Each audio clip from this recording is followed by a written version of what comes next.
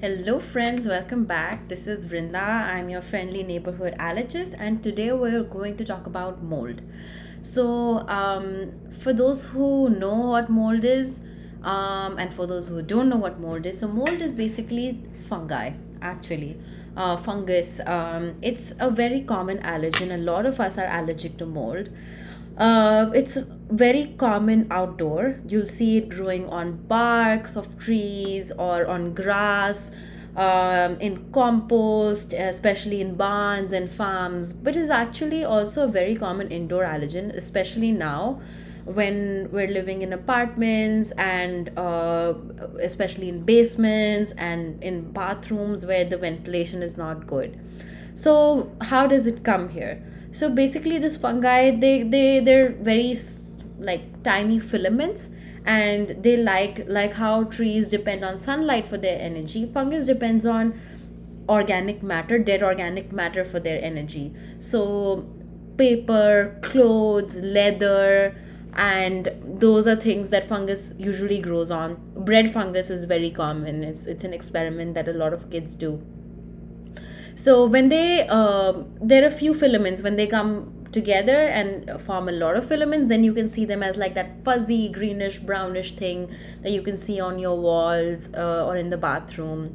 So again, common indoor locations are humid places that are not very well ventilated, dark. So basements and bathrooms are common.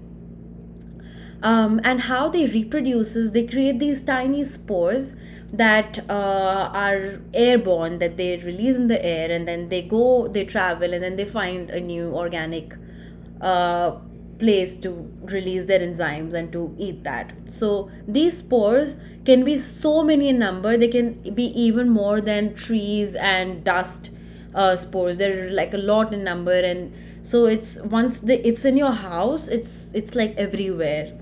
So how does fungal spore or mold allergy present? So it has pretty much the same features.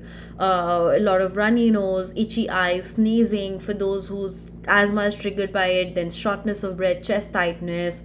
So allergic rhinitis. What can you do? So in any allergen, we talk about allergen avoidance, and then we talk about the medications, and then we talk about other treatments. So allergen avoidance is what I want to emphasize through this channel, because that is something that you can do at home. You don't need to see a doctor for it, and it's basic things that you can adopt.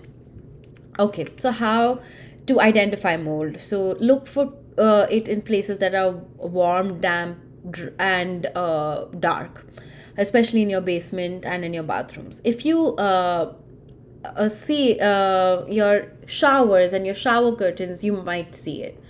How to get rid of it? So bleach. Regular bleach is a very good agent. Dilute it 1 is to 10, so 10 parts of water in 1 part of bleach, and then use this bleach to clean non-porous surfaces like tiles on the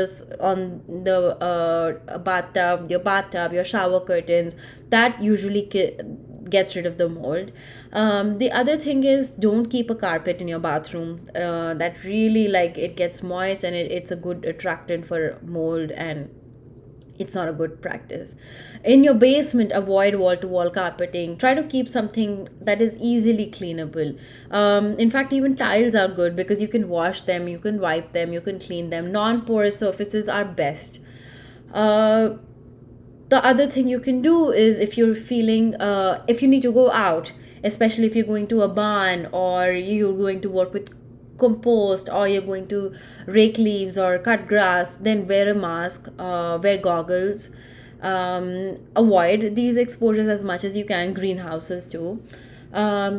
If you really have to be exposed to it, or if you've like tried all environmental control measures and you're still having a lot of symptoms, you can take antihistamines. They're available over the counter.